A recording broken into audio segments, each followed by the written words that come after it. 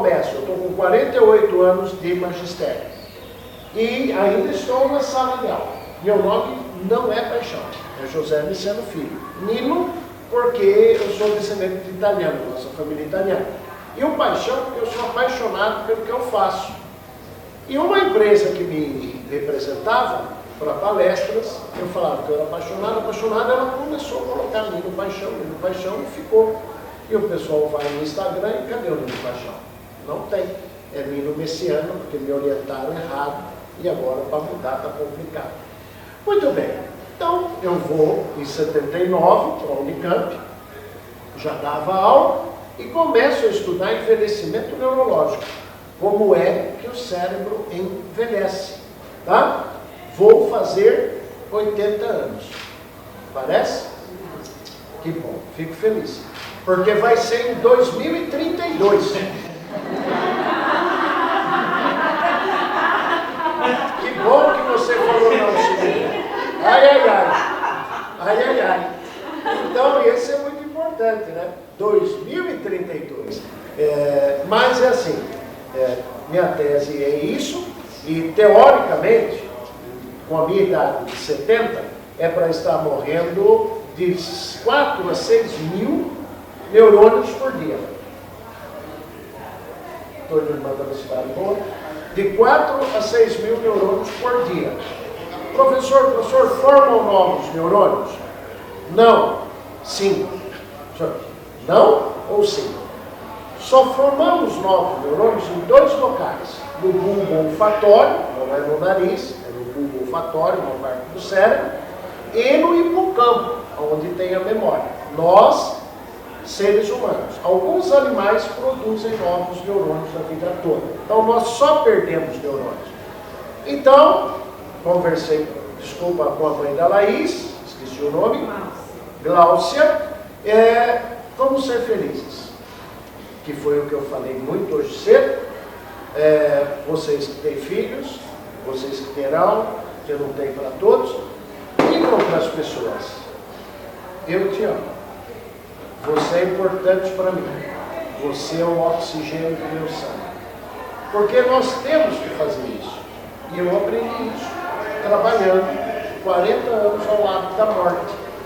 Então eu vejo, no meu doutorado eu tive uma experiência, perdemos os senhores que eu acompanhava, que ele, toda vez, ele falava: eu vou morrer. Não, o senhor não vai morrer. Eu vou morrer? Não, o senhor não vai morrer. Aí eu perguntei: por que o senhor tem tanto medo de morrer? Ele falou: não, eu não quero morrer sem beijar meu filho. Estou entendendo? E ele falou: eu sou de uma época que homem não beijava homem. E meu filho vem me beijar e eu afasto. E esse tempo que eu passei internado, ele estava no Hospital das Clínicas, no leito, veja, faz mais de quase 20 anos. Leito 147. Eu queria beijar meu filho. Desci, falei para ele: eu beijo todo mundo, eu choro, já chorei sempre aqui, um pouquinho de palestra, tá? É italiano, né? Então fazer o quê? Aí eu desci no serviço social e falei: olha, aconteceu isso. Quando o filho vier, fala que o pai está disposto a abraçá-lo. Voltei na outra semana e fui lá entrevistar o meu paciente. Cheguei, o companheiro dele estava lá internado, falei: cadê o fulano? Falei que foi fazer algum exame. Ele falou: não, faleceu. Falei: meu Deus, mas ele estava tão bem. Faleceu? Faleceu. O senhor matou ele? Eu matei ele. O senhor matou ele. Porque o filho dele veio aqui, e o filho dele abraçou ele e ele beijou, e não acabou de beijar. Pum. Abraçou o filho, beijou e ficou ali. Quem foi pro psicólogo foi eu. Porque será que eu matei o velho? Então foi muito engraçado. Então essa e outras histórias, eu digo: gente, tenham a humildade, tenham o carinho de dizer: eu te amo, pai. Eu vou chorar de novo. Eu te amo, mãe. Tão bom. Faz um bem por um nosso coração, na nossa alma. Quando eu estou fazendo terapia, às vezes eu procuro colocar minha posição diferente para o paciente não ver que às vezes eu me emociono, que a gente não pode mostrar essa emoção para o paciente. Então, eu acho que isso é a nossa vida, essa é a nossa vida. E foi um pouquinho disso que a gente trabalhou pela manhã. E agora, à tarde, como eu estava dizendo, o tema que eles escolheram para falar era exatamente a importância da leitura. E com tantos anos, e eu sou muito transparente, eu fiquei com um pouquinho de dúvida como começar. Eu vou começar falando de neuro, eu vou começar falando de leitura, um pouco mais erudito, como que eu vou trabalhar? Então, gente, sintam-se muito à vontade, fiquem tranquilos, pergunta, e quem quiser, segue ali, e esse slide tem algo extremamente importante ali. Alguém percebeu qual o detalhe importante desse slide? Exatamente. Setembro Amarelo. Setembro Amarelo. Só Glaucia, psicóloga, não? Tem mais algum psicólogo? A Glaucia só? Ninguém se suicida. Eu acordei hoje e falei, vou me suicidar. O pessoal dá sinais. É um silêncio, é um isolamento. Raramente quem vai se suicidar está agressivo. Ele está passivo. Ele já está entregando. Ele já sabe que o fim dele está próximo. E recentemente, a Secretaria de Educação do Rio Grande do Sul me chamou para ir a um município de 22 mil habitantes, onde um jovem de 11 anos se suicidou na escola. E uma cidade de 20 mil habitantes, suicidar na escola foi uma comoção. E todo mundo, promotor, cedo tínhamos um promotor aqui, na infância e juventude, todo mundo, aquela coisa que ninguém viu, ninguém percebeu. Então, ao que consta, fiquei 3 dias fazendo palestra, conversando com os alunos, com os professores, com a família, as famílias convidadas. O silêncio é um grande sinal que a gente precisa estar atento. E eu sei que o adolescente, às vezes, ele reage. Se a montanha não vai Maomé, Maomé tem que ir à montanha.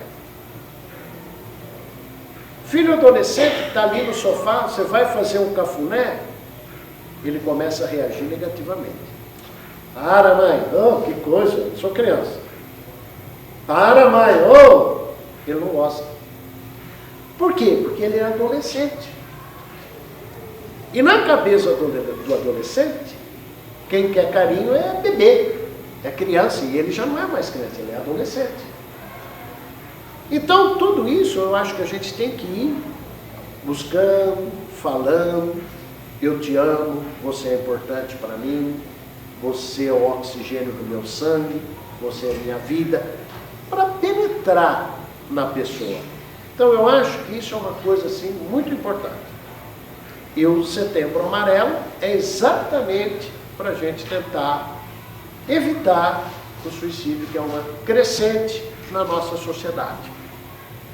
Embora não seja o tema da nossa palestra, nós temos aqui, com todo o respeito, eu também sou, eu vejo algumas senhoras que devem ser avós, e nós temos que ser porta-voz, levar para as pessoas coisas que a gente ouve. Glaucia conhece, não é? Psicologia positiva, e eu falei hoje cedo.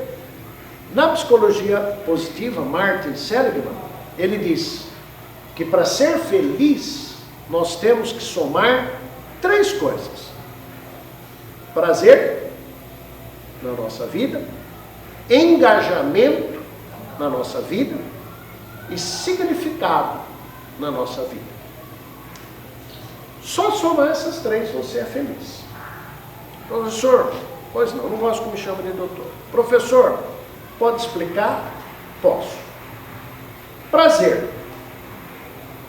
A psicologia comportamental, a neuropsicologia, a neurociência diz que para ser feliz, nós temos que ter 1 hora de prazer por dia. E já estamos mudando. 1 hora, no mundo moderno já está muito. Vamos abaixar um pouquinho, meia hora, 20 minutos. 15 minutos você tem que ser feliz, você tem que ter prazer por dia. Prazer, cada louco com a tua mania. O que é que te dá prazer? Alisar meu cachorro. É para você? É para o seu cérebro. Meu prazer é cuidar da minha plantinha. É para você? É para o seu cérebro. Fazer um acordo na família. Olha, eu estou cansado. Agora eu vou para o meu quarto ler alguma coisa que eu gosto. Vou ouvir minha música. Eu preciso ter o meu tempo. Casado, com filho, com neto, não importa. Eu continuo sendo indivíduo. Em alguns momentos eu preciso estar, como a gente brinca com o paciente, eu preciso estar sozinho comigo mesmo, eu, né? Brincando ali para ele descontrair. Então isso é muito importante, que ele seja feliz, tenha prazer. E prazer, quando eu vou falar ao paciente com início de depressão, eu digo, busque pequenos prazeres, porque o prazer não precisa ser grande, o prazer tem que ser pequeno e constante. Observe a lua, observe as estrelas, nascer do sol, pôr do sol, observe a natureza, as flores. O Todo-Poderoso, quando fez o mundo, ele já deu o remédio, basta a gente olhar para o remédio. Está aí, está aí. Então eu acho que isso é o prazer. E cedo a professora me abraçou e falou, nossa, o olho dele é azul, lindo e ele é cheiroso. Cheiroso é o Mark Seligman, não sei se você conhece, o pai da psicologia positiva. Ele sim é cheiroso, ou velhinho cheiroso, 82 anos, cheirosíssimo. Então, significar engajamento. Engajamento é quando eu entro de corpo e alma numa ação. Vou colocar nela o meu empenho, vou colocar nela o meu melhor. Eu me engajei. Significar. Quando eu sei que eu significo algo para alguém. Para ser significativo, eu transformo vidas. Então eu significo para alguém. E essa é a soma para a gente ser feliz. Glaucia já ouviu, muitos de vocês já ouviram o que eu vou falar. Nossa, você viu? Fulano, filha da dona Maricota, se envolveu com drogas. Ele tem tudo e se envolve com drogas. Melhor iPhone, tênis, roupa da moda, tem tudo. Por que ele foi se envolver com isso? E o Mark Seligman nos dá a resposta. Ele não era feliz. Porque o grande erro que a família comete é dar presente e não estar presente. Não é, vó? Está acenando a cabeça ali. É dar presença, não dar presente. E o que é que nós precisamos? Devagarzinho, fazer com que eles voltem a ter o hábito de conversar. Depois posso dar algumas orientações de como puxar a conversa com os jovens. Então, ele se envolveu por quê? Porque a família dos 3 deu para ele só prazer, ele não tem engajamento. E eu convidei as professoras que estavam aqui, vou deixar um recado, não conheço todo o funcionamento, Cidinha capaz de dizer. De repente, o Colégio Camões tem um coral, vamos pegar essa criançada, vamos levar para cantar no Lar dos Velhinhos. Vamos pegar essa criançada e levar numa creche municipal para brincar um dia com as crianças. Isso é engajamento e significância. Porque o prazer ele está recebendo dos pais quase que com grande certeza. Não é? Então é isso que eu venho convidando, é isso que eu venho trabalhando, falando por esse Brasil afora. É a segunda vez que eu estou falando. Falei quarta-feira em Itaoca, divisa com o Paraná, e hoje aqui colocando para vocês esse pedacinho da fala da manhã, que é muito importante. Todos nós tomamos conhecimento, que nós somos significativos, nós somos transformadores de alma, nós temos o poder de transformar pessoas. Então é esse o primeiro recado. E aí, se eu bobear, eu falo tudo isso, não falo o que eu tenho que falar. Então, paixões da minha vida, oxigênio do meu sangue. Leitura. É interessante que existe um pequeno grupo de jovens, tem que ficar aqui, pequeno grupo de jovens que são apaixonados por leitura. São chamados de louco por livros. E eles tatuam a pele com livros. Então veja, quando você vai fazer uma tatuagem, você espera um tribal, um jovem, espera algumas coisas, e esse grupo que eu trago aqui, representa para vocês, aqui ó, todos eles loucos por livros. E do nosso ponto de vista, né, de leitura, neurologicamente, a leitura, primeiro a fala, depois a leitura, é o mecanismo mais complexo que existe para o cérebro. O mais complexo. Porque ele envolve muitas áreas cerebrais. E o nosso maior aliado hoje é a neuroimagem funcional. É uma neuroimagem que nós pesquisamos, não é? Na Unicamp e na Unifesp, o cérebro funcionando. O cérebro funcionando.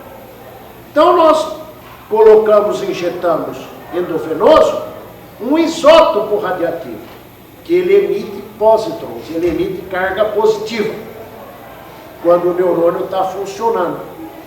Então, ele vai para uma ressonância, uma tomografia, e o positron elétron tomography vai soltando a carga positiva e nós conseguimos marcar. Então, eu projetei uma árvore. Isso vai para uma área da visão, chamada área primária da visão. Ele viu, mas não sabe o que viu. A 120 metros por segundo, isso vai para a área 2 da visão. E ali, se ele já tem o conceito de árvore, ele identifica. É uma árvore. Para esse núcleo aqui, o maior problema das aulas hoje é que muitas aulas usam área 1 e área 2 e não tem a pergunta, que seria a metodologia ativa. Qual a função da árvore? Para ele responder a função da árvore, a formação tem que ir para a área 3, que é a área cognitiva. E isso nós acompanhamos no cérebro dele através de fotografias. São 3.600 fotos por minuto, senão não dá tempo de acompanhar. É assim que a gente estuda, se o aluno está entendendo e aonde está o problema de compreensão. Então hoje nós estamos começando a entender muito melhor o cérebro, como funciona, para saber a terapia que vai ser aplicada, os estímulos que serão dados. E o cérebro, não é? Aqui tem uma imagem, essa imagem ela está no livro de um camarada que ganhou o prêmio Nobel, que é o Kandel, Fundamentos de Neurociência, e ela está no mundo todo replicada em todos os livros. Então aqui é a área da visão. Todos esses, o vermelhão é o mais ativo, aqui mostra que ele está vendo a palavra. Aqui está a área da audição do cérebro, ele está ouvindo a palavra. Aqui ele está falando, a área de Broca. E aqui ele está pensando, a área cognitiva. Então na leitura, ele começa vendo a palavra. E ele pode falar ou não. Pode ser leitura silenciosa. Mas eu acabo envolvendo daqui, eu venho para cá, e eu vou envolvendo várias áreas. Então é o que mais ativa de área cerebral é a leitura.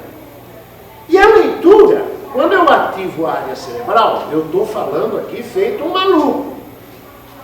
Que área do meu cérebro está funcionando? A área motora da fala, planejamento da fala, recordação da fala, sintaxe, léxica, semântica. Tudo isso eu sei onde está ali. Tudo isso eu sei. Então eu vou falando. Quando eu falo, o meu neurônio gasta energia. Então ele gasta CO2, glicose, oxigênio, gasta energia. Mas o todo-poderoso Criador do nosso cérebro, o grande arquiteto do universo, é maravilhoso. Por que ele é maravilhoso? Porque o vaso cerebral é o único que dilata na presença de CO2. Então eu estou produzindo, estou gastando glicose, gastando oxigênio, produzindo CO2, o vaso do cérebro dilata, chega mais sangue, eu consigo fazer a imagem. E ele vai se autoabastecendo. E esse exercício que eu estou fazendo, meus neurônios começam a se ramificar, fazer o brotamento neuronal. Que isso nós conseguimos recuperar, que é a neuroplasticidade, recuperarmos os pacientes através da neuroplasticidade, exercício.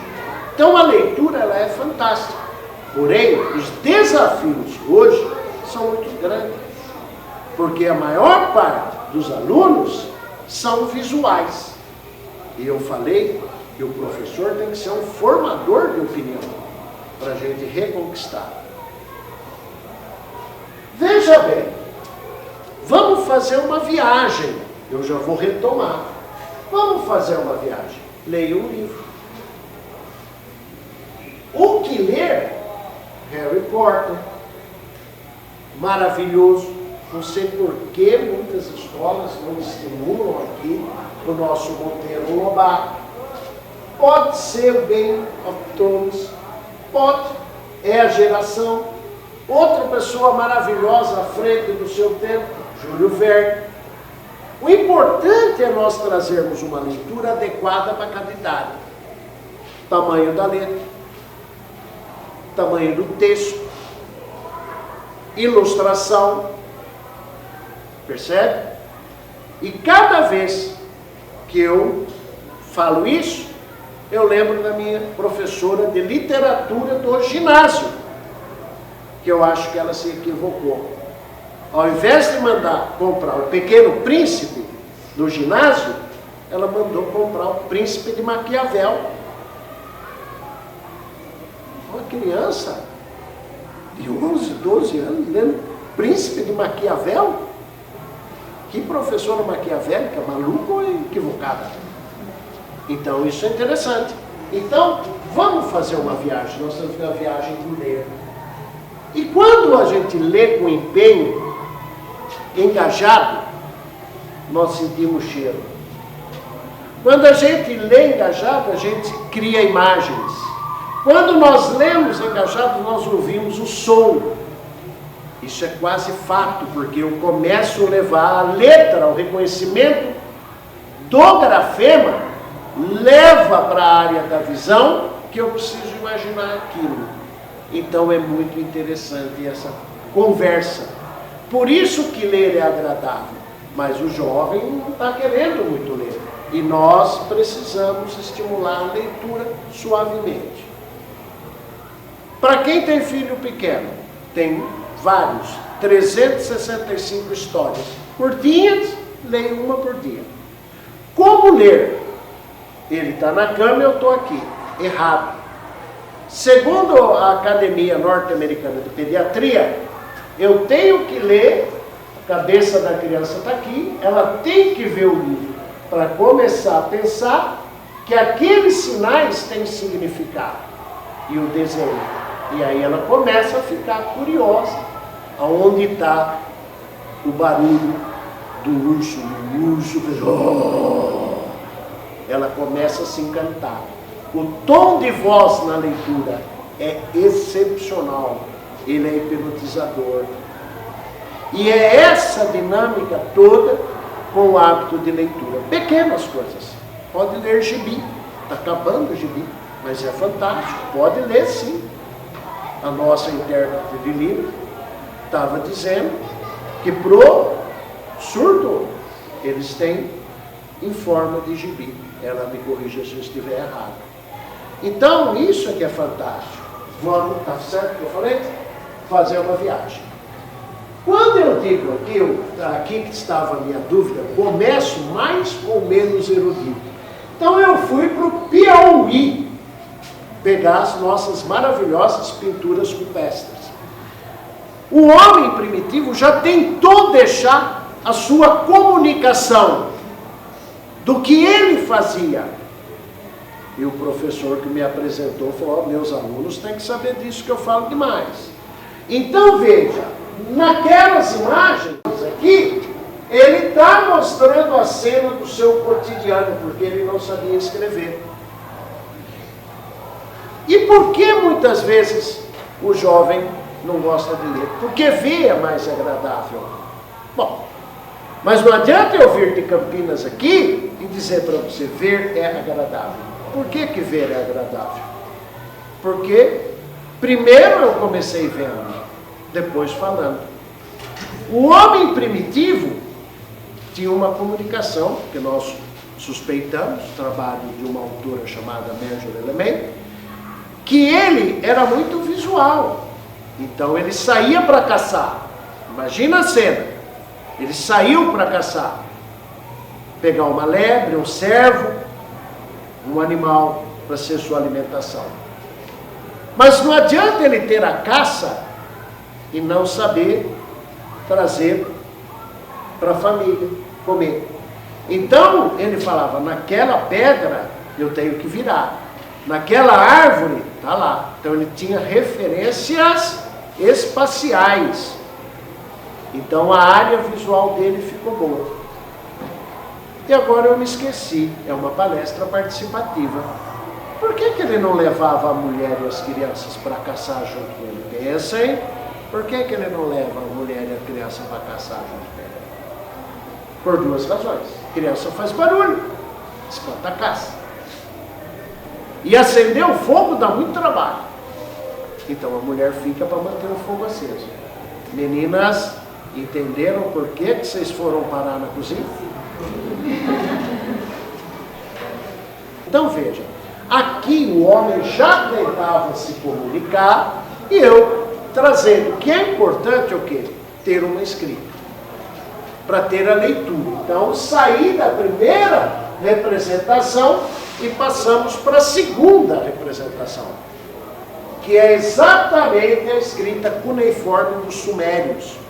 Primeira escrita que se tem notícia são essas placas de argila dos sumérios. Então, ele, ao organizar uma escrita, foi fantástico. Depois, há mais de 4.000 anos, nós estamos tentando deixar o nosso legado. Contar para os nossos o que aconteceu, nossas conquistas, nossos desafios, nossas derrotas, nós temos que deixar. E agora os meninos, o Josiel não entende nada, mas as meninas vão entender. Diário. Tão bom a escola estimular a criançada a fazer um diário. Mas diário, assim, não é falar do namoradinho, é falar do dia a dia. Hoje eu fui à escola, tive aula disso. A professora ensinou isto.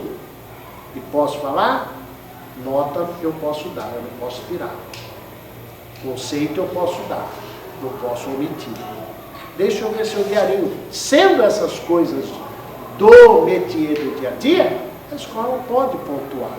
Porque ela está se expressando, ela está começando a escrever algo que ela sente. E foi bastante complexo para o cérebro dela organizar essa escrita. Então, isso é uma coisa importante. Começou lá, há 4.000 anos, oficialmente com o sumério, embora os homens primitivos já escrevessem. Depois disso, vieram os papiros, com a representação, né? Veio hieróglifos, né? Depois da escultura, com pictogramas. Pictogramas. Olha lá, e eu quero convidá-los a ler em egípcio esta palavra. O que é que está escrito ali? Já leram? Já leram? Todo mundo já? Gente, o que está escrito lá? Passarinho, faca, clips e pasmem, mouse.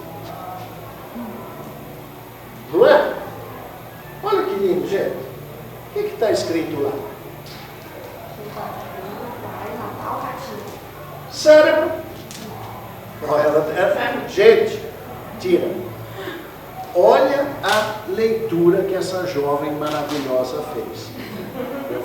Mas a primeira fala eu perdi.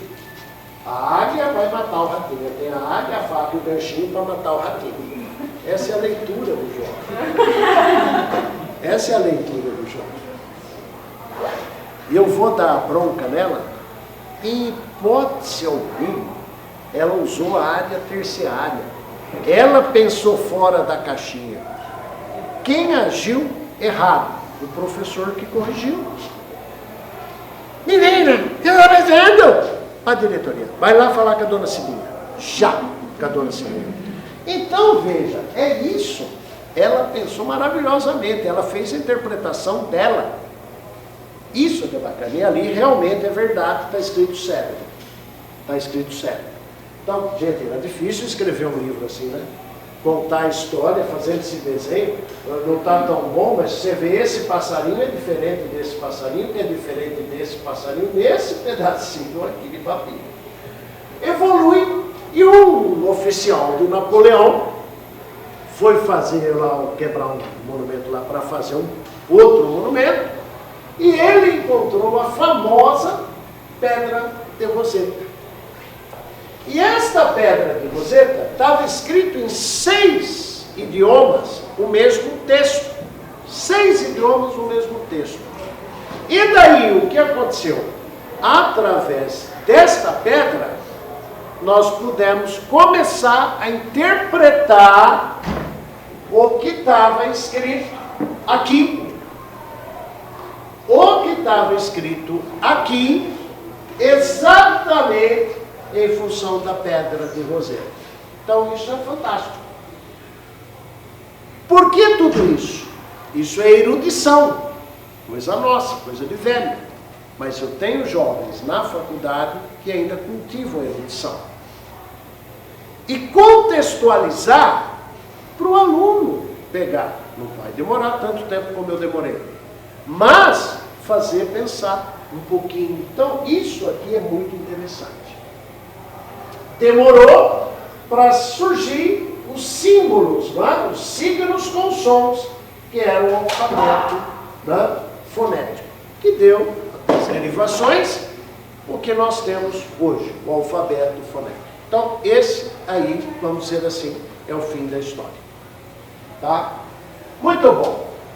Vocês sabem que nós tínhamos 2 categorias, os escribas e os monges copistas, que ficavam meses, anos, para produzir um exemplar. E aí as universidades tinham os lentes. O professor sentava e alguém lia e os alunos todos aí escutando. Não tinha livro.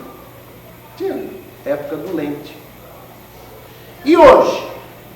Saímos da pandemia, aula online. Livro eletrônico. Ninguém compra mais livro na faculdade. Meu filho fez engenharia. Eu falei, mas filho, você só tem esse pouquinho de livro? Pai, tudo eletrônico. Tem um HD só de livro de engenharia. Que tristeza, hein? E o papel, e o barulho do papel. E dobrar. O cheiro! Menina, estou gostando. Estou gostando.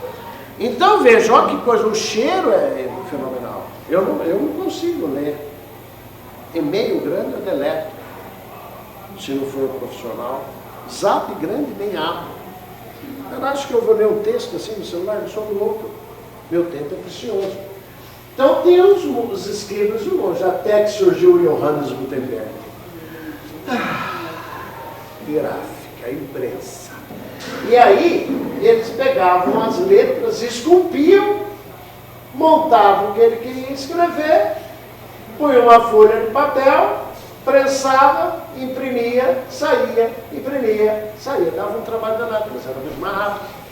Então aí começou a popularizar. Só entre os religiosos, porque tinham que manter o poder, e os ricos, que tinham que manter o poder, elite.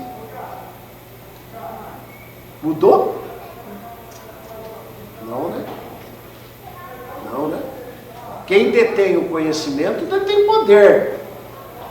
É isso, pais, que nós temos que falar para o aluno. Você vai na escola para aprender o seu saber para te engrandecer. E o poder você pode usar para o bem e para o mal. A escola te deu escolarização. A família te deu educação. A escola reforçou a educação geral. Porque cada família tem seus valores. É a escola, e temos valores comuns. Bom dia, boa tarde, boa noite. Adoro o nordestino, adoro ir para lá e ver um camarada de 50 anos chegar para o pai dele de 70, 80, bença pai. Deus te abençoe. Você quer coisa mais bonita que um pai abençoar um filho? Abençoar um neto? Bença, avô, Deus te abençoe.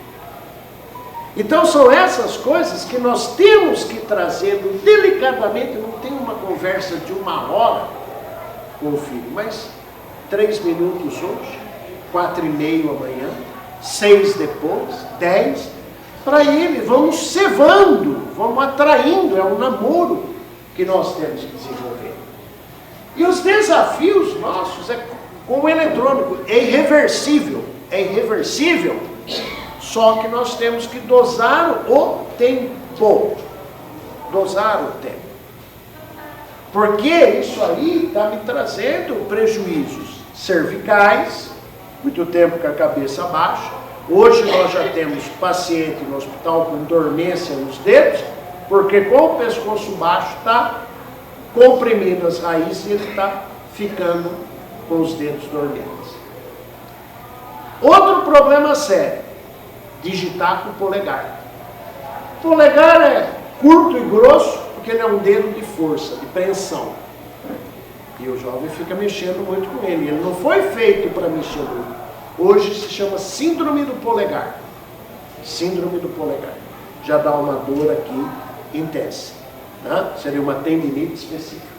Mas eu tenho recursos. Eu posso trabalhar com isso na universidade. Hoje é muito comum os alunos anotarem a aula. Torna-se prático. O que eu acabei de falar, postura. Gente do céu. A mãe natureza é sábia. Meu pescoço comunica com o cérebro por nervos. Tá? Quando eu apoio, eu relaxo a musculatura do pescoço. O para de impulso. O cérebro fala, você pode dormir.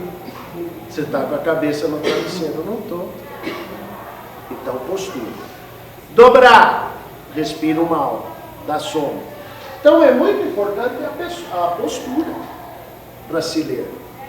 Tem gente que lê deitado. Eu, particularmente, não consigo ler deitado. Adoro ler sentado.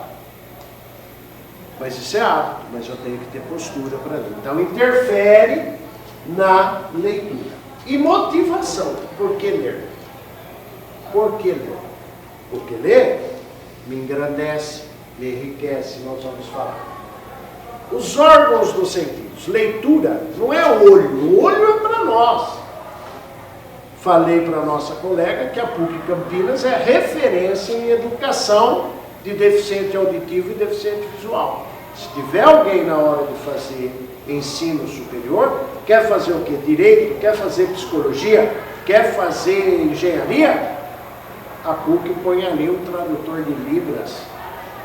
Todas as aulas para você. Todas. É deficiente visual? Ela tem todo o material, o braille adaptado. Então é fantástico. Formamos 5 psicólogos deficientes visuais. Fantástico.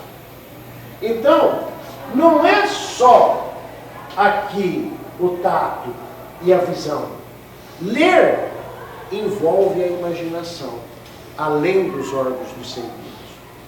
Material de leitura, né? Leitura em material escrito. Movimentos sacádicos ou sacadas e fixações. Muita gente não sabe, mas vocês vão ver que bacana. Para eu ler, o meu olho ele tem um movimento rápido, chamado movimento sacádico. Então ele tem um movimento e para. Um movimento e para. Um movimento e para. É assim que o olho lê. Movimento. Eu nem vi, não vê. Mas ele vai acompanhando a frase. Então, a representação, já que nós estamos com uma geração visual, me falaram que ia ter aqui alguns alunos, eu trouxe essa comunicação visual. Essa menina está correndo. Movimento sacado. Aí ela parou. Fixação. Aí ela saiu correndo de novo. E essa movimentação é de 250 milissegundos. Então, se você pegar esta palavra aqui, 2, 4, 6, 8, 10. Para ler esta palavra movimento, demorou 250 milissegundos. E aí ele pegou aqui, correu, sacado, fixação, sacado, fixação, sacado, fixação, sacado, fixação, sacado, fixação, sacado. Ele vai aos pulos, lendo. E a gente não sabe disso. Muitas pessoas não sabem. Então aqui tem um ponto interessante. Se tiver dúvida, me diga. Eu vou pedir para vocês lerem. Vocês entenderam? Que o olho vai movimentando para ler a frase. Entenderam? Está claro isso? Então, seu olho tem que acompanhar o que foi escrito, não é? Então, por favor, leiam o que eu vou projetar. Vamos ver. Lá, eu sei que eu sou bonito. Mas, olha lá. Lá na lousa. Lê o que eu vou projetar.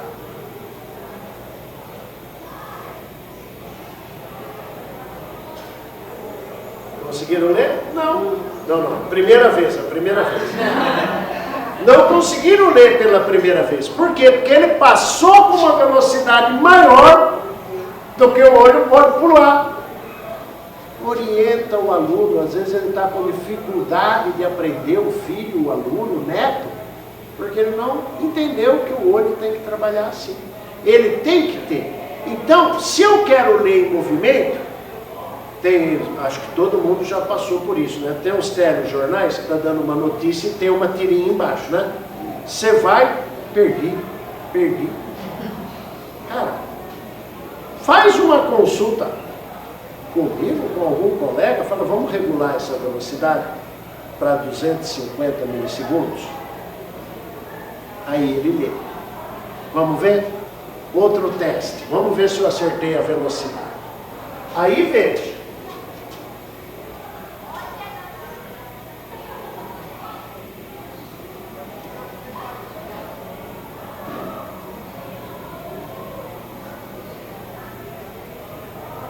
Foi melhor? Sobrou tempo. Excelente colocação, seguinte. Sobrou tempo. Mas vocês perceberam que eu, maliciosamente, já procurei colocar 2, 4, 6, 8. Ó, normalmente, 250 é para ler. 8 a 9 letras. E a Cidinha falou, sobrou tempo. Tchoi. Para quem? Para a Cidinha. Vamos analisar a Cidinha. Você que vai assistir aí no YouTube, segue comigo aqui. Vamos analisar por que sobrou tempo para a Cidinha. Porque aí eu tenho fatores técnicos e fatores do leitor. Então a Cidinha está agora começando a ser alfabetizada. Lá embaixo. Não sobraria tempo. Faltaria tempo. Por quê? Porque ela está começando a descobrir letras, sons, significados e sons. Então a velocidade do movimento sacado e o tempo de fixação, pais, depende da idade. Pais, vós, leva isso para a filha, para o filho, falar para o neto. Professoras, o que aconteceu na pandemia? As aulas eram online, oralizada. A leitura caiu. O tempo perdeu. Ele que vinha vindo com um hábito de leitura e diminuiu o hábito de ler. Meu filho não sabe ler, está com você. Vamos trazer lendo devagarinho. E agora vocês estão entendendo que tem o hábito do leitor, a idade, o interesse, a frequência de leitura. A Cidinha lê muito. Já tenho toda a ficha corrida dela, que já me puxaram, toda a ficha da Cidinha como ex-diretora da escola. Então, para ela, o sacádico dela é rápido. Sacou, fixou rapidinho, sacou, fixou, e ela leu rápido. Então, nós temos que fazer isso. Agora, se eu acelerar muito, eu tenho perda de compreensão do texto. Eu perco, não vou ter compreensão, porque eu li muito rápido. Eu estou falseando o meu sacado. Eu estou mudando a minha cabeça, o meu olhar, antes do meu cérebro processar. Então, esse é o fator leitor. Fator técnico, pasmem. Tamanho da fonte. Por isso que literatura infantil tem que ter fonte grande. Texto curto. Porque o sacádico dele, a mudança de uma letrinha para outra é lento, porque ele está começando a ler. Todos já viram. Eu vou ler aqui, por exemplo, ler, né? A, se, lá, lê, ar, a. Você está vendo que ele vai buscando, ele tem que buscar na sintaxe, na semântica dele, todo o significado lá. Tem que trazer. Então, esse é um ponto interessante para trazer para o aluno, para o pai entender. Tamanho da fonte, o tipo de fonte influencia. Tudo isso é muito importante para formar isso daqui. Pequenas mudanças fazem grandes diferenças. Será? Vamos ver? Meninas, meninos, o que é que está escrito aqui? Vamos lá? Todo mundo? Belezinha? Tá bom. E o que é que está escrito aqui? Uma coisa que ficou meio embaçado aqui para mim foi a vírgula. Quem canta, canta, seus males, espanta, espanta. Muito bem? Quem canta, seus males espantam. Não precisa parar tanto. Mas insistam com o neto, com o filho, com o aluno, que a pausa da vírgula é de fundamental importância neurológica para a leitura. Quem canta, seus males espantam. Quem canta seus males, espanta. E eu digo, professores, não importa a sua disciplina. Começa a aula com este desafio na lousa. Você vai dar matemática, história, geografia, se ele não souber a diferença entre essas duas frases, que têm as mesmas palavras, ele não vai entender sua aula. Gostou? Pede lá, manda um e-mail, no meu e-mail, no seu e-mail, e eu te mando 100 frases que mudou a vírgula no sentido. Não quer pedir? Vai no Google, pega frases com importância de vírgula. Tem um monte. É super interessante você brincar com o seu neto. O que é isso aqui? Vamos ver se acerta. Então, aí começa a motivar, não é? Eu tirei um slide que viria agora, que era assim. E o Josiel vai pôr a vírgula. O texto é: se o homem soubesse o valor que tem a mulher, ele andaria de 4 a sua procura. Se o homem soubesse o valor que tem a mulher, andaria de 4 a sua procura. Pensou, José? Pensou? Captei. Se o homem soubesse o valor que tem, vírgula, a mulher andaria de 4 a sua procura. Tá certo, meninas? Tá ou não tá? Você vai apanhar. Tá ou não tá? Não, mas o José não pensou.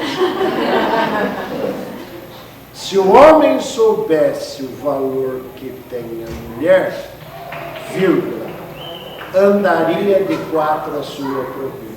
Então, é uma brincadeira, mas que ela quebra o gelo, que ela mostra a importância da pausa, que eu também posso deixar chamado de pré-fixação. E eu não falei do movimento sacádico e fixação. A criança que está alfabetizando, ela tem a regressão. O que é a regressão? Ela leu, ela volta. Aí ela continua lendo de novo. Aí ela volta. Regressão, ela volta e retoma a leitura. Então isso é bem interessante de nós deixarmos aqui. Inclusive a gente que reforça isso, né? Para ela tentar entender, né? Sim, tentar entender. Não é ruim, só deram o nome de regressão, porque de vez de eu ir linear, ela volta. E também lembrando que o alfabeto árabe, ele lê da direita para a esquerda e alguns de cima para baixo, né? Aí é característica. Eu vou fazer um comentário com todo cuidado. Ouçam com atenção, você que está em casa não vai fazer a pergunta para mim. O alfabeto chinês ou mandarim, ele é muito complicado, e o japonês também, porque é muito cheio, muito rico em pequenos sinais, e mudou o som, muda o significado. A mesma escrita, com um som nasal, labial, incisival, ele muda o significado da palavra. Então isso faz que eles tenham que ter mais atenção. Atenção. E aí vem várias discussões a respeito disso. Aqui, gente, isso não é complicado, tá? É só 15 minutos, meia hora. Cada dobra dessa daqui tem um nome. E o aluno assusta quando ele vê isso. Fala, ai, meu Deus, é facílimo. Mas o que eu quero dizer é aqui é do lado direito. Tá? Aqui está todo o meu vocabulário, o meu Aurélio está aqui. Todas as palavras que têm significado para mim estão aqui, neste ponto. Então, sintaxe, semântica, léxica, aqui. Aqui eu vejo, mas eu não sei o que eu vejo. Aqui eu entendo o que eu vejo. Aqui eu entendo objetos, aqui eu entendo face, aqui eu entendo paisagem. Olha que coisa bonita. Cada lugar, um ponto. Se eu tivesse do lado esquerdo, aqui seria a área responsável pelo planejamento motor da fala. Então é assim que a gente vai mapeando um cérebro. O coitado do aluno na faculdade tem que saber todos esses nomes. Então ele vai ler, vou tirar. A informação foi para a área visual.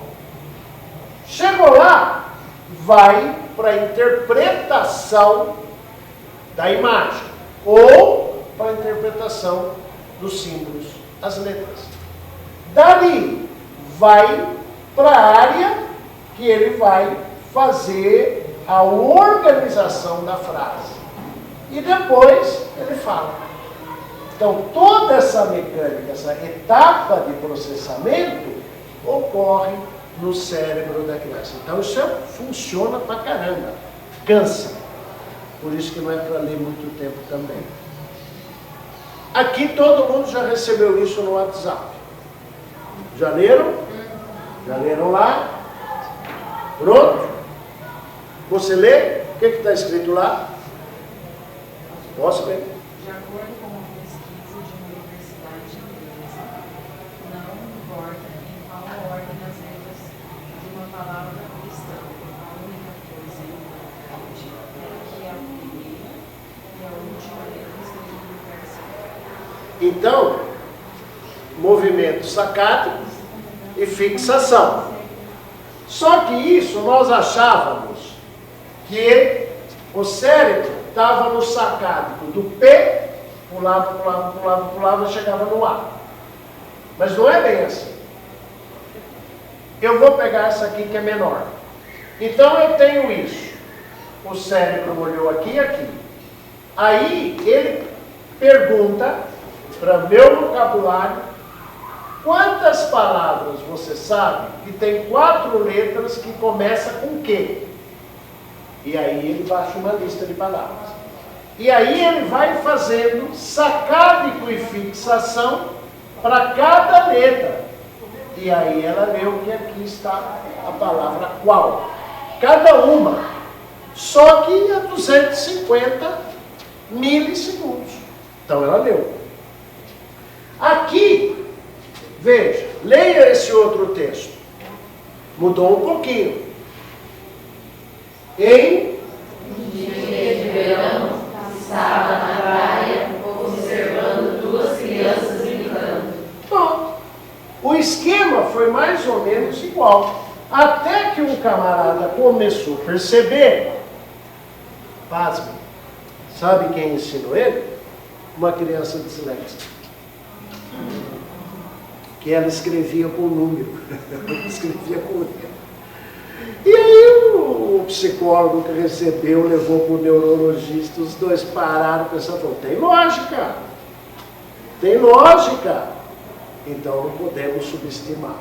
Então veja, a simbologia que a criança usava. E ela escrevia, era ditado, ela escrevia rapidamente.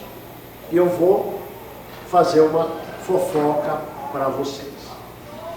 Tinha um aluno que ele pegava a letra L e deitava. Então ele escrevia o L assim. O L ele pegava e deitava como mudava. Vamos estudar essa criança. Vamos estudar essa criança. E discute.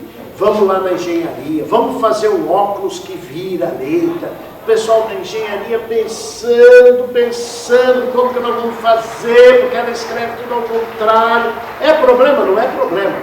Ela está entendendo? Mas o problema é a comunicação. E aquela coisa. Complicado, né, gente? Complicado. Aí, um pós-graduando nosso falou assim, posso fazer um teste? Pode. Ele fez um escorregador. Um escorregador. E falou para ela que a palavra escorregava aqui. Tum.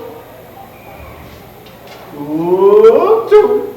E que era para ele fazer assim, que a palavra estava escorregando. Que a palavra não estava capotando. O moleque parou, olhou para ele. Começamos a soltar as letrinhas no escorregador. Em quase 3 meses, o menino voltou a escrever normal. A engenharia da Unicamp tentando fazer um óculos que ia inverter a palavra para ele escrever do jeito que ele estava vendo a palavra invertida. A simplicidade é a mãe das grandes descobertas. Então, isso daqui é uma coisa bem bonita que a neurociência vem trazendo. Professoras, mães, isso aqui é fantástico. Existem 2 tipos de neurônios. Tem um neurônio chamado de... não chamado nada. Primeiro, palavras sem sentido não são palavras. Acabou minha fala de manhã, fui ali, e uma professora de biologia estava com as alunas, e aí eu comecei a perguntar para elas. O que é selenterado? O que é isso? O que é aquilo? Tem que ter... E elas acertaram, a professora estava de parabéns. E na medicina eu trabalho muito assim. Porque o paciente está cianótico. E o aluno vai ter que decorar que ele está roxo. Se ele souber que ciano é azul, o ciano, aquele que é azul. E o Lev Vygotsky, esse maravilhoso psicólogo, diz pra gente, palavras sem sentido não são palavras. E eu fico enfiando palavra na cabeça do aluno, e ele não entende por que ele tem que saber aquela palavra e o que aquela palavra significa. Ele tem que definir. Professor, define anencéfalo para mim? Eu não. Lê lá. Anencéfalo. Então traduz. A pessoa já está em português. Traduz. Não. Em, dentro, céfalo, cabeça. Não tem nada dentro da cabeça. Professor, agora ficou fácil. Mas se eu não ensinar o caminho das pedras, Os alunos não vão entender. Então, veja, palavras sem sentido não são palavras. Eu tenho 2 neurônios aqui. 2 neurônios. Vocês estão vendo que esse neurônio, o axônio, está aqui. E esse neurônio, o axônio, está aqui. Esse aqui tem um revestimento chamado bainha de mielina. Ok? Então, este neurônio aqui recebe o nome de amielina. E o outro recebe o nome de mielina. Classe. O que é que está escrito aqui? Traduz para mim. O que está escrito? Não tem bainha de mielina. Todos entenderam que aqui está escrito não mielina e lá mielina? Está claro? Aprenderam? Posso perguntar na prova? Tá bom. Estão satisfeitos? Todo mundo satisfeito? Você, curiosa. Está satisfeito? Tem certeza? Are you sure? Yes, I am sure. Então vamos fazer o seguinte. Eu te pergunto. Ai, agora se eu perguntar para a pessoa errada, eu estou ferrado. Você tem curiosidade? Você sabe o que é mielina? Então pergunta para a pessoa errada. Fala que não. Sabe o que é mielina? Não. Sua resposta é não. Você sabe o que é mielina? Não. Então como que você falou que compreendeu, menina? Se você não sabe o que é mielina, então eu vou te ensinar. Mielina, olha lá. O que é mielina? Uma palavra tem que desdobrar em conhecimento. Isso demora, cansa no começo, depois a cabeça do aluno fica automático. Entendeu? Então o que acontece? Mielina é gordura. Então eu tenho neurônio que é revestido por gordura e neurônio não revestido por gordura. Você quem é? Entendeu, Bia? Aprendeu? Posso perguntar na prova? Vou perguntar de novo para a mesma pessoa. Tá bom? Classe, estão satisfeitos? Estão satisfeitos? Hã? Para que serve? Para que serve a mielina? Ela assistiu minha live. Para que serve a mielina? Então, gente, não é aceitar o que o professor fala. Não é aceitar o que a gente lê. Então, a primeira coisa, a mielina e mielina. Não tem, legal. Agora, o que é gordura? Tá, se um tem e o outro não tem, para que serve? Essa é a próxima pergunta. Para que serve a bainha de mielina? Ela facilita a condução do impulso nervoso. Ela faz o impulso nervoso ir mais rápido. Tudo bem? Agora acabou. Agora acabou. A mielina e mielina. O que é mielina? O que é mielina? E para que serve a mielina? Para que serve a mielina? Elas querem explicar. Tudo bem? Está claro? Agora tem uma doença chamada doença desmielinizante. Doença desmielinizante. Você sabe o que é mielina? Sim ou não? Sabe para que serve? E o prefixo des? O que é o des? O que é o des? Retira, acabar, desfiz o negócio, desfiz o namoro, desarrumei a mala. Então, o que aconteceu nessa doença? Ela é uma doença desmielinizante. Ou seja, perdeu a bainha de mielina. Não entendemos? Ficou fitness. Ficou fitness. Aí eu pergunto, o que acontece com esse neurônio? Ele conduz o impulso normal ou não? Mais lento ou mais rápido? Mais lento, porque aí a mielina que fazia ele rápido. Ele começa a perder ação motora, esclerose lateral amiotrófica. Então, a hora que você descobre uma palavra, o significado de uma palavra, você tem pelo menos a possibilidade de conhecer mais 3. Brinquem com os seus filhos, brinquem com os seus alunos na sua aula. Coloca, isso eu não tenho nada aqui que eu poderia estar utilizando, porque eu teria que deixar cair no chão. Então, meu cérebro fala, segura o copo. eu segurei o copo, só que não veio a informação bem. Aí cai meu copo. Aí eu não começo a andar bem mais. Vamos recordar? Quem? Vamos chegar lá no Papa João Paulo. Que aí ele começou com tremores, depois ele começou a andar em bloco, e depois não consegue mastigar, e assim vai progredindo o Parkinson, e que não é uma doença desmineralizante, mas algo parecido que eu quero dizer. Então vai perdendo a inervação. Olha como é bonito saber ler as palavras, compreender o que está escrito. É isso que nós temos que mostrar para os nossos filhos, que ler é agradável. E deixar ele ler o que ele quer ler. Sabe? Com algum cuidado. Então, descobrindo outra palavra a partir dessa.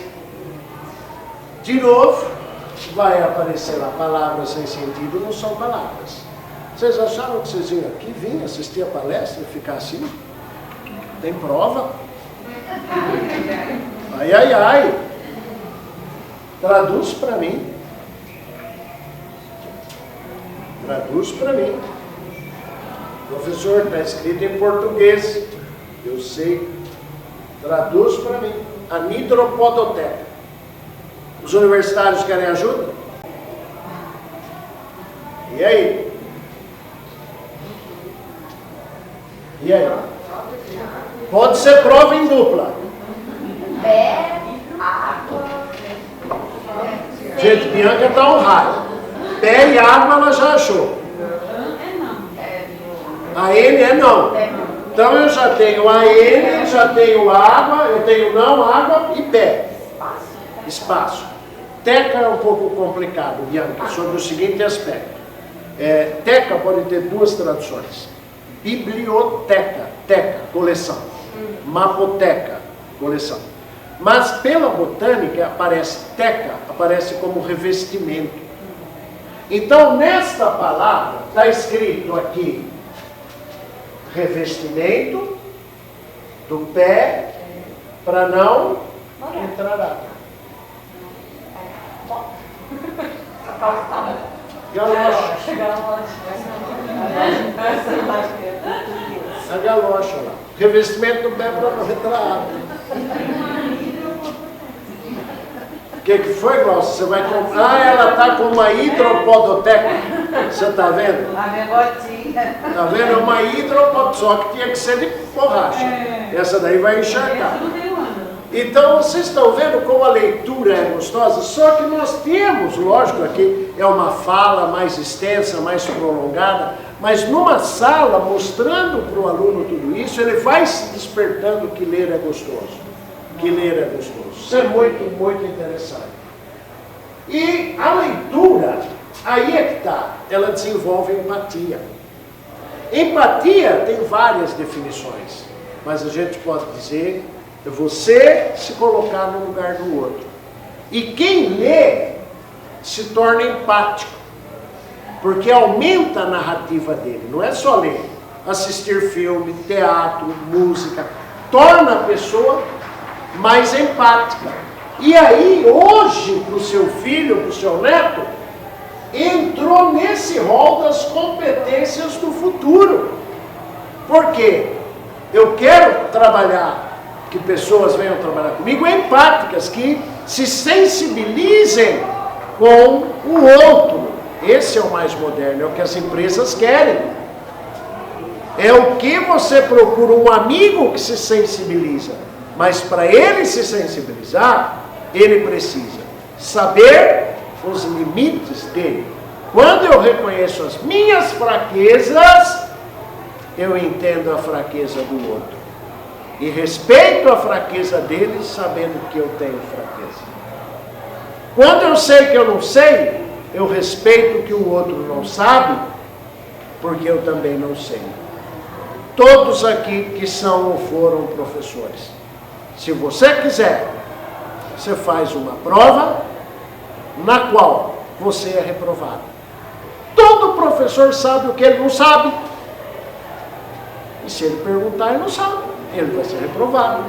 Então, se coloque no lugar do aluno, seja empático. seja empático. Isso é importante, professor que está assistindo. Então aqui, ó, há um benefício da leitura. Alguns autores dizem que são 4, alguns são semelhantes, e alguns autores dizem que são 10. Mas o fato é, esse aqui é muito importante, diminui a chance de doenças neurodegenerativas. Porque quando eu estou lendo, eu estou estimulando a minha circulação cerebral. Vai mais sangue para o cérebro, mais glicose, mais oxigênio, mais íons, mais lítio, mais tudo. E aí os meus neurônios funcionam melhor. Retarda, vou produzir neurotransmissores, vou brotar, vou especular os meus neurônios, eles brotam, aumenta meu número de sinapses. E isso retarda a doença. Vários autores colocam a importância de pessoas com sinais de Alzheimer de começar a ler. Sinais de Alzheimer, ouvir músicas que fizeram sentido para ela. Por quê? Porque é uma música que ela vai recordar um momento da vida, vai recordar uma situação, vai recordar de uma pessoa, e isso vai levando sangue para aquelas áreas cerebrais e vai revitalizando e retardando o envelhecimento. Estimula a memória, porque eu tenho que ler por comparação. Então eu vou buscando outros referenciais. Por isso que eu digo para os meus alunos, matéria básica na universidade, eles, eu quero logo chegar na cirurgia. Mas se você não souber anatomia, você não vai saber cirurgia. Então você tem que começar, e com todo respeito,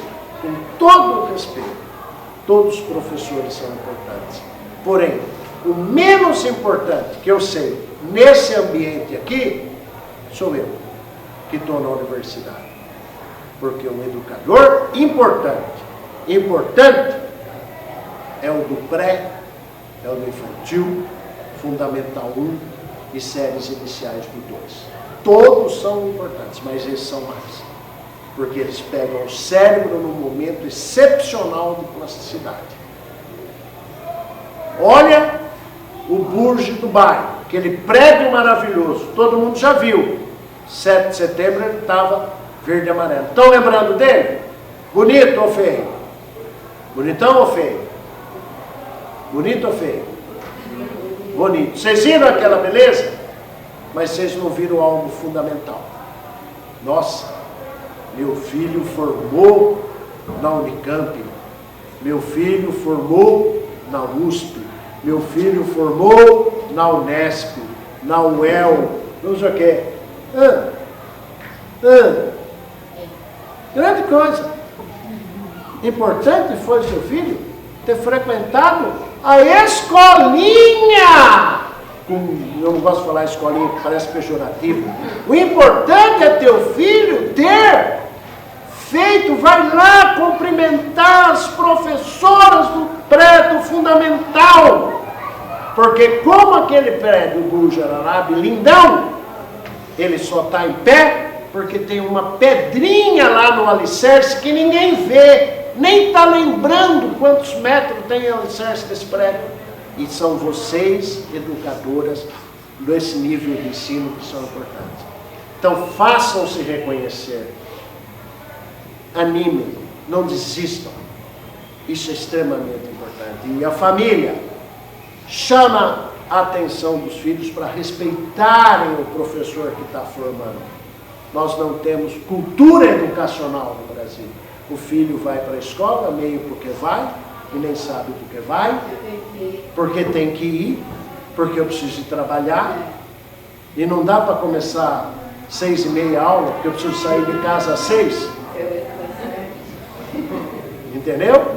Então, gente, vamos levar para casa essa mensagem de acolher o acolhedor. Se eu não acolher o professor, ele não vai acolher meu filho. Ou ele vai acolher, mas impessoal, sem calor humano. E eu, particularmente, fiquei encantado com isso aqui. Fiquei encantado com o que eu vi. Fiquei encantado com a relação que eu senti de alguns professores e o carinho com alguns alunos. Estou indo embora encantado. Eu já estive aqui, não no Camões, mas em Santa Cruz, em 2018, falando com os professores da rede municipal. Entende? Mas era um outro tema, mas muito interessante, não é? Que eu vou falar para um amigo meu. Rapaz, eu tenho até medo de falar para ele, porque ele é canibal. Eu tive em Santa Cruz e eu vi uma coisa lá que a tua escola não tem. Só que eu tenho medo, como eu disse, que ele é canibal. Sabe por quê? Não quero saber, não me falem quanto vocês pagam aqui de Fundamental 1. Não quero saber. Mas a escola dele, de Fundamental 1, custa R$8.000 por mês. Ele achou que ele ia ter todos os estudos, 150 alunos. Ele iniciou com quase 350 alunos. E o que eu vi aqui hoje, eu não vi na escola dele. E ele é um grande empresário da educação. Vou falar, mas fico com medo, que ele vem aqui copiar tudo que vocês sabem. Pode copiar, quem copia não faz igual. Quem copia não faz igual. Está aí a seguinte. E eu fiquei encantado, quando eu entrei ali, eu comentei. Eu não vi pilar, eu vi madeira, madeira, madeira, madeira, madeira. Não sei quem teve a ideia, você é uma das fundadoras. Não, mas isso aí foi o preço do grupo. Do grupo. Mas também eu não sei por que vocês puseram madeira, mas eu vou falar por que eu gostei. E a Glaucia é capaz de saber. Esse tijolo, aqui, à vista, talvez alguém sugeriu porque achou bonito, mas na nossa concepção, como psicólogo, como neuropsicólogo, que nós estamos fazendo essa leitura deste tijolo e daquelas madeiras, quebrou, humanizou, deixou de ser uma escola concreta. E o professor que não for humanista, se chegar aqui, ele não vai resistir muito tempo, porque é uma escola que eu sinto que ela tem calor humano. Você percebe? Parabéns, senhor, você que está desde o começo aí, todos os que participaram. Então, eu acho que é isso. Eu acho que é isso, gente. Tá? Percebe que eu vou e volto, né? Aqui tem duas filhas que estudaram aqui desde o comecinho da escola, né? Pessoal em casa, nós vamos ouvir a nossa mãe de aluna, Glaucia, psicóloga, fazendo um depoimento aqui. Quer virar para lá, para ela? Pode ir para o YouTube? Obrigado, Glaucia, foi o intervalo que eu tomar. Eu tenho uma de 26 e uma de 23, né? Hoje são duas mulheres. E eu tenho, assim, uma gratidão por essa escola, que quando eu falo, tenho até vontade de chorar. Foi o melhor investimento que eu fiz na vida de deixar as minhas filhas aqui, né? Porque elas se transformaram em duas mulheres tão maravilhosas, né? E essa escola, ela proporciona não só uma educação de muita qualidade, em termos, assim, de conteúdo mesmo, né? Para vestibular, para se sentir preparado para o mundo profissional, mas em termos, assim, de preparar o ser humano para a vida, de valores, né? De empatia, de olhar pelo próximo, de não ser competitivo, de ser acolhedor, né? De ter, assim, integridade, acolhimento, empatia, calor humano. Assim, eu vejo desde pequenininhos, quando vinha um aluno de fora, que vinha de outra escola, a classe toda se mobilizava para acolher aquele aluno. E a gente percebe assim, as duas namoram meninos que eram da escola, a turma, elas já são, né, 23, 26, eles saem com a turma do Camões, eles ainda são amigos da mesma turminha que eles estudaram juntos, elas namoram meninos que eram aqui da escola, eles têm os mesmos amigos da época da escola. Elas, quando vinham de férias aqui, quando moravam em Londrina, né, eles estudaram na UEL, elas vinham almoçar na escola, elas têm um amor pela escola, e eu vejo que essa escola, ela tem esse diferencial, de não só ter um bom conteúdo pedagógico, de primar pela qualidade mesmo do conteúdo, mas de trabalhar muito essa questão do relacionamento, de ninguém ser mais do que o outro, né? De respeitar, de amar, de acolher, né? De um ajudar o outro.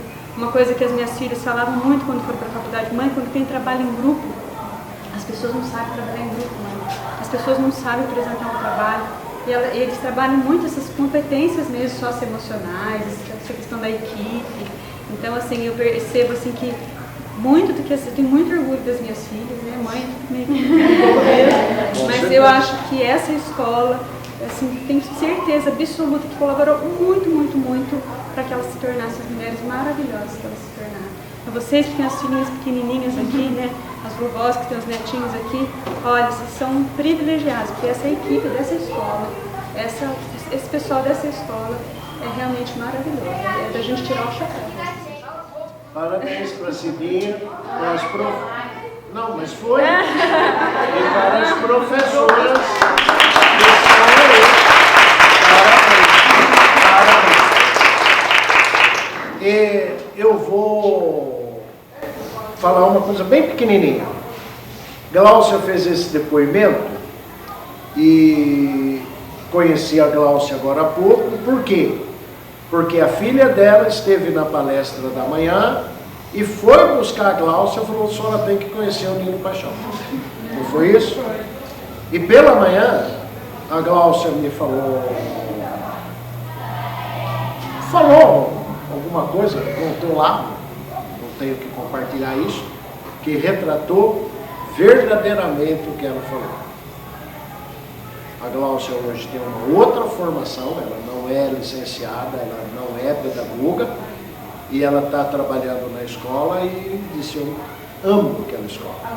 A Laís, desculpa, a Laís, a filha da Gláucia, amo aquela escola. Então veja, e aí eu contei uma experiência minha de vida, espero que ela compartilhe, peça para ela compartilhar, é importante, e parece que a Luciele compartilhou com ela algo semelhante do que eu compartilhei. Vocês vão ficar todos curiosos. Então veja, se ela passar eu pergunto se eu posso analisar. Então veja, é um depoimento muito puro, é um depoimento. E a professora me levou para almoçar e quando chegou aqui ela me contou que ela está licenciada da escola do estado e assim ela falou: professor, eu gostaria que, italiano vai chorar, que todas as crianças pudessem ter uma escola como essa. Que a escola estadual, que a escola municipal, cedo estava secretária de educação do município aqui, que todas as crianças, porque tem uma coisa que a criança merece, é ser feliz. E ela tem que ter direito a uma boa educação, para que ela tenha progressão, para que ela tenha uma família. E realmente, como o Gláucia falou, vocês são privilegiados. E eu saio daqui feliz, orgulhoso de ver que tem gente trabalhando por uma educação que eu acredito. São 48 anos na sala de aula, mas eu já dei aula no EJA. Eu já dei aula de ciências, encontrei um palestrante que está na outra sala, o Fábio. Eu dei aula no Colégio Santo André de Jabuticabal, umas freiras maravilhosas. E eu tive berço maravilhoso que foi a escola. Eu venho da zona rural. E vocês estão aí, vê que a gente vem lá da Unicamp, lá da PUC, fazendo palestra, viajando, publicando. Isso não é nada. Eu só cheguei aqui porque eu tive duas coisas. Família que me deu ética e valores e professores que me apoiaram. Só isso.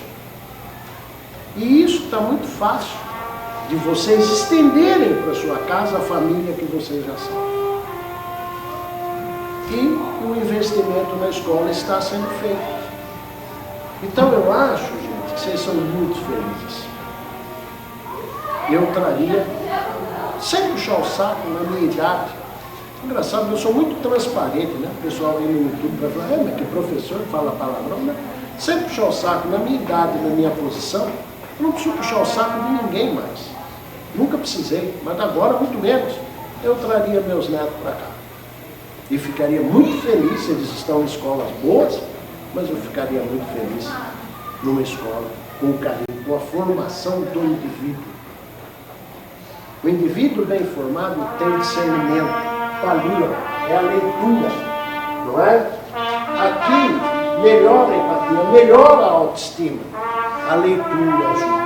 Não se preocupa com barulho, porque eu disse que escola silenciosa não é escola, é casa de repouso. O único lugar que tem silêncio é casa de repouso. Professor que tem que vir aqui nas férias, ele fica louco. Cadê o barulho? Não passa o tempo. Nossa, ainda 9 horas da manhã, meu Deus do céu. É louco, não é? Então, veja, a leitura vai enriquecer as inter-relações.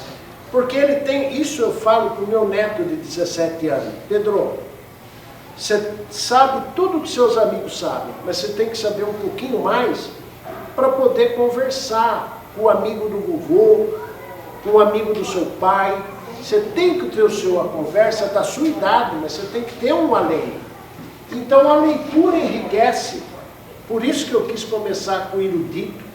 Conversei com a minha mulher, você acha que eu devo, não devo? Ela falou, você acha que você deve? Vai, eu acho que tem que saber. Então e aí? Quem manda lá em casa? É. José, ó, vírgula. A leitura relaxa e diminui o estresse, porque você deixa, né? Eu li não sei quantas vezes O Pequeno Príncipe, longe é um lugar que não existe. Bom, mas se eu ainda ler essas coisas, eu leio. Saint-Exupéry, longe é um lugar que não existe, maravilhoso, um livrinho que tem meia dúzia de frasezinhas, mas é fantástico. Menor o senso crítico, aquilo que eu falei, se eu sei o meu limite, eu sei respeitar o limite dos outros. A criatividade e a imaginação. Tem eu acho que está sendo reeditado, você tem um menino aí nessa idade, tem uma coleção, se eu não me engano, da Ática, que diz, você escolhe o final. Alguém conhece essa série? Você escolhe o final. Então vê que bacana. Você está lendo o livrinho, são vários. Vem assim, o cowboy está sendo perseguido pelos índios. Você quer que ele salte o precipício com o cavalo? Vá para a página 20. Você quer que ele enfrente os índios? Vá para a página 32. E o mesmo livro você lê 50 vezes e é uma loucura. Então eu dei um para o meu neto, falei, lê Pedrão. E aí eu perguntei para o meu filho, meu pai, ele já leu e releu, já leu e releu, porque você constrói o final. Então é fantástico. Dá uma consultada se ainda existe. Você constrói o final. É uma coleção da Ática, são vários textos, você escolhe o final. Então isso é muito interessante. E a comunicação, a riqueza de palavras. Então isso é muito, muito bacana. A imaginação e a leitura. Então, quando a gente lê, a gente sente o cheiro, a gente tem o som, a gente tem os sabores, não é? E ali está escrito, eu sei que vocês sabem ler, o jovem casal apaixonado, acomodados em uma rede, observavam o pôr do sol na praia. Vocês imaginaram alguma coisa? Ou só leram e não veio nada na sua cabeça? Porque cada palavra daquela foi buscar na área da visão o significado. Casal, apaixonado, rede, pôr do sol, praia. E aí cada um, teve gente que leu e não imaginou, mas a maior parte automaticamente surgiu. Não é? Então, isso é que é importante. Olha lá, aqui, um jovem casal apaixonado, acomodados em uma rede, observam o pôr do sol na praia.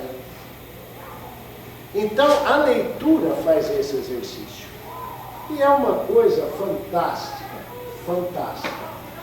E para a gente parar, algumas reflexões, eu ia trazer reflexões da Bíblia, mas preferi não colocar. Então eu tenho o hábito da leitura, nos faz abrir a mente e explorarmos novas possibilidades. Quem aprende, por que eu respeito todos os professores, mais aqueles que alfabetizam? Se uma criança aprende a ler, ela domina o mundo. O Einstein já dizia, quem aprendeu uma coisa nova, nunca para mais. Então é fantástico. Ele pegou, ele vai para o mundo. A leitura é o caminho mais curto e seguro para o conhecimento. E eu tive que interromper minha aula ontem, com o pessoal da medicina, que eu estava falando sobre os nervos. Eu dei a aula teórica na segunda, tive aquele episódio que eu falei. Aí, na aula prática na quinta, a menina falou, mas é muito nome. E eu brincando, falei, muito nome? Muito nome é a relação dos seus namorados, menino. Aqui é pouco. Tem aquela brincadeira e tal. Como que eu vou aprender? Ler? Mas precisa ler? Falei, não necessariamente. Faço uma novena. Faz uma novena. Entendeu? Então é assim, com carinho, com acolhimento, que eu vou brincando com eles e eles vão ver. A leitura era para o intelecto, o que o exercício é para o corpo. Realmente, é o Thymus Brain, a ginástica cerebral. Então, jovens, aqui a memória de curta duração é uma memória que sem ela eu não consigo ler. A memória de curta duração, ela vem, forma por alguns minutos aquela memória para dar sequência ao entendimento do que eu estava falando.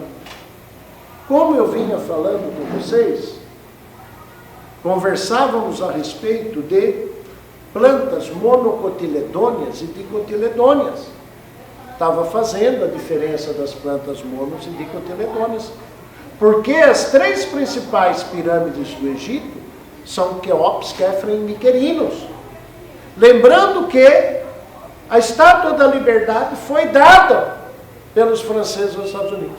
O pessoal faz um olho, o que esse professor pirou. O que é isso? Falta de memória de curto prazo. Então, para eu continuar o meu diálogo com vocês, para eu entender a frase que eu acabei de ler, eu tenho que fazer o quê? Uma memória de curto prazo. Daqui a pouco ela se apaga. Quando o assunto é emocionante, quando o assunto é relevante, ele vai ser transformado em memória de longo prazo. Você percebe? Então, desculpe o pessoal da filosofia, mas hoje nós sabemos que memória é concreta. Antes, memória era etéreo. Hoje nós sabemos que memória é química e estrutural, é física no cérebro. Então, isso é muito interessante. Na hora do sono também, que é do curto prazo.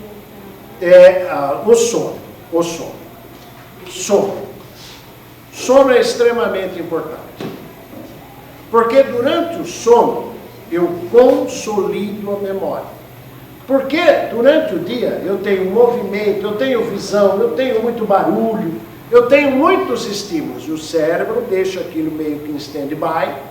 A hora que eu vou dormir, ele processa, porque eu estou de olho fechado, a temperatura diminuiu, eu não uso tantas coisas, e o meu corpo, o meu cérebro não precisa cuidar tanto da temperatura do corpo, etc., de tal maneira que ele sobra um tempo e ele começa a consolidar a memória. Memória do sono é importante porque durante o sono eu vou produzir hormônio, principalmente hormônio de crescimento, por isso que as crianças precisam dormir.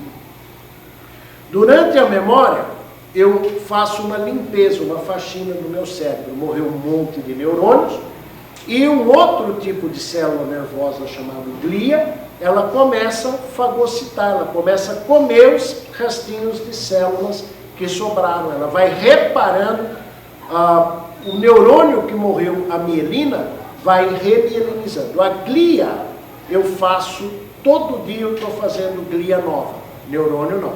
Por isso que os tumores cerebrais, na sua grande maioria, são gliomas. Glioma. Oma é tumor de glia, porque ela faz mitose, senão não teria tumores. Então, essa é uma característica, o sono é de fundamental. Falei pela manhã e reforço. Criança tem que ter horário para dormir. Criança tem que dormir cedo.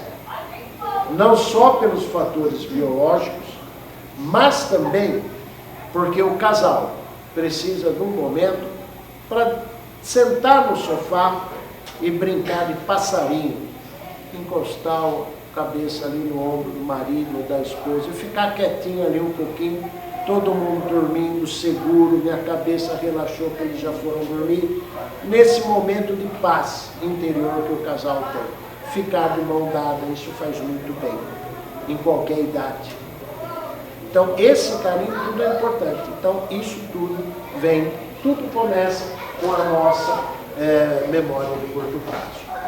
E o que eu tenho a dizer para vocês é o seguinte: nós começamos a nossa palestra 2h pouco, e vocês ficaram olhando para mim quase 1h30. Eu fui para a sua área da visão primária, vocês não sabiam o que era. Quando eu fui para a secundária, fui apresentar, e agora a sua memória está fazendo uma proteína com a minha cara. Com a minha cara. E depois 2, 3, 4, 5, 6, 7, 8 horas da noite, essa carinha linda virou uma proteína na sua memória. E dali eu não saio, nem com eletrochoque, nem com terapia. Azar de vocês. Então isso é interessante. Agora, quanto mais eu vou aparecer, vai depender da inter-relação. Quando você faz uma busca no computador, vem sempre o site que é mais consultado. E aqui é a mesma coisa. E eu uso um slide numa apresentação minha, que a mãe do Chico Bento, vou fazer um teste com as professoras aqui. A mãe do Chico Bento fala: Chico Bento, você tem que cortar o cabelo, você está muito cabeludo. E o Chico Bento fala: não, eu não quero. A professora falou que o barbeiro transmite doença de Chagas. Entendeu? Ele aprendeu que o barbeiro transmite doença de Chagas? Sim ou não? Quando eu faço uma pergunta, o aluno tem direito de responder certo ou errado. Respondeu certo, parabéns. Se ele respondeu errado, eu acolho e continuo. Ele aprendeu ou não aprendeu que o barbeiro transmite? Sim ou não? Certo ou errado? Sim ou não? Sim. Aprendeu. Entendeu? Não. Por quê? Porque na vida dele ele já foi 50 vezes cortar o cabelo no barbeiro seu Sebastião. E quando a professora falou barbeiro, o que apareceu na memória dele? Seu Sebastião. Não veio o artrópodo, insecta, hematófaga, com 3 pares de pata, cabeça, tórax e abdômen, um par de asas. Não apareceu isso. Então, atrapalhou. Então é isso que acontece. Se vocês forem, o Nino, tá? Eu vou ficar lá. Se um dia eu vier, cuidar. E o cérebro, ele é muito parceiro, gente. O cérebro é muito parceiro. Ninguém me conhece, nem eu, nem o nosso câmera ali. Mas quando você olhou para mim, eu fui para a área 1 da visão, a área 1 da visão mandou para a área 2, e aí a área 2 pergunta: quem é esse cara? Sei não, aqui eu não tenho nenhuma foto dele, não sei quem é. Aí o cérebro tenta te ajudar. Eu lembrei quem? Pode falar sem medo. Quem eu lembrei? Fala. Papai Noel. Barba branca, cabelo branco, óculos, olha só, pele rosada. Lembrei quem? Papai Noel. Aí o cérebro falou: é o Papai Noel? Aí o outro neurônio lá falou: não, cara, nós estamos em setembro. E o que aconteceu quarta-feira? Está aqui no celular, depois eu mostro, quem quiser ver. Quarta-feira eu cheguei eu ia fazer a palestra em Itaoca, e é semana do bebê. E cheguei na escola municipal e as crianças entrando no ônibus, e um moleque lá meio emperrado.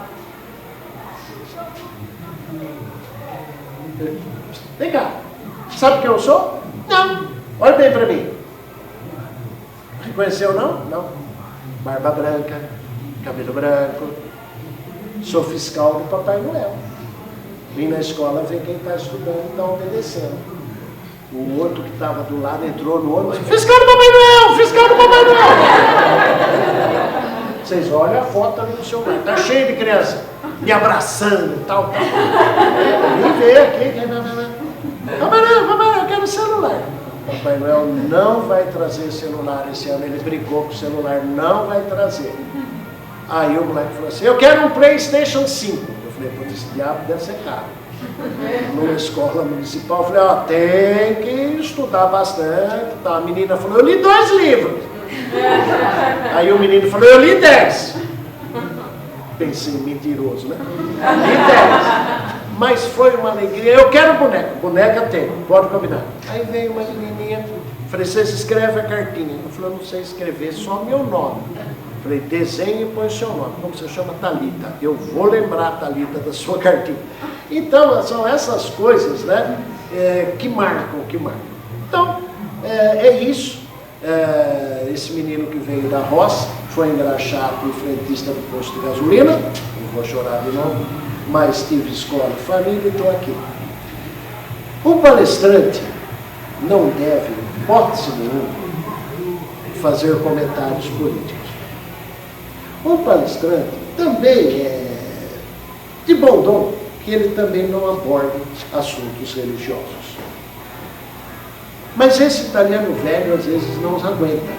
E como eu estou com um grupo de pais, se vocês me permitirem, eu quero citar uma pequena passagem do Evangelho de Kardec, Espírita de Kardec. Tem uma passagem que ele diz, os filhos escolhem os pais. E os filhos escolhem a hora de vir. E os filhos vêm para ensinar os pais. Basta aos pais saberem, entender a lição que o filho veio trazer. E certa vez, eu falei isso para um casal, e não deve, acabei de falar para vocês que eu não devo fazer isso, e a Cláudia sabe, como psicólogo, e o casal era evangélico. Sumiu. Aí voltaram. Depois de um tempo, conversaram com o pastor, e o pastor falou, não, o professor está certo.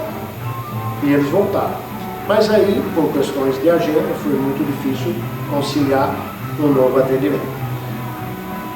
E, vez por outra, uma mãe ou um pai, que eu tenho um neuropediatra fantástico, pensa num neuropediatra excelente pessoa e excelente profissional. Ele parou de exercer a profissão. Ele falou, Nino, eu não aguento mais dar má notícia aos pais de reabilitação. Eu falei, vai ser importante. Eu vou reduzir, vou fazer alguns serviços, mas... Então, alguns pais diziam assim, professor, eu não tenho direito de morrer em paz. Por que, mãe? Nora é nora, genro é genro. Quem vai cuidar do meu filho? Algumas síndromes mais significativas. E eu digo, alguém vai cuidar. Acredite. Então essa é uma mensagem assim, que eu trago com muita leveza, com muita tranquilidade. E para as professoras, eu quero dizer o seguinte, toda sala tem um monstro. Tem? Ou não? Todos os seus alunos são salvos. Pode falar, tem pais, vós aqui, não tem importância. Toda sala tem um monstro, não tem? E o pai sabe. E o pai sabe. Mas o melhor, professoras, vocês são muito jovens, é que aquele monstro pode estar na tua sala para mostrar o anjo que você tem em casa. E professor, pais, acredito, às vezes eles têm uma paciência enorme com o filho do outro. Estão vendo? E uma paciência muito pequena com o próprio filho. E que mais tarde alguns irão se cobrar. Então eu quero dar uma receita para vocês, professores. 15 minutos antes de acabar a sua aula, os seus neurônios estão assim: oba, está acabando, oba, vai acabar. A hora que tocou o sinal, a cabeça do professor treme assim, porque os neurônios estão pulando lá dentro. Acabou. E acabou, gente. Acabou. Não sou mais professora. Eu vou para casa. E o filho vem: mamãe, tem pesquisa, mamãe, tem trabalho, mamãe. E a cabeça dela estava fechando o zap e não sou mais professora. E aí ela olha para aquela criança e fala, olha aí, ó. E ela fala: puta que pariu, eu nem cheguei. É bem isso, a outra falou que quer matar. Então eu vou dar uma receita para vocês. Acabou a aula, não vai embora direto, vai para a sala dos professores. Toda escola tem uma professora que vende Avon, Jequiti, Natura. Pega o caderninho, o catálogo e olha. Vocês, com planejamento, planejar as suas ações como professoras, cuidadoras. As avós que já estão escoladas, quem devia estar falando aqui eram elas e não eu. Então, agradecer a todos vocês, pai, parabéns pela sua presença, mesmo. Muito feliz. Eu só quero dizer uma coisa: valeu, Camões!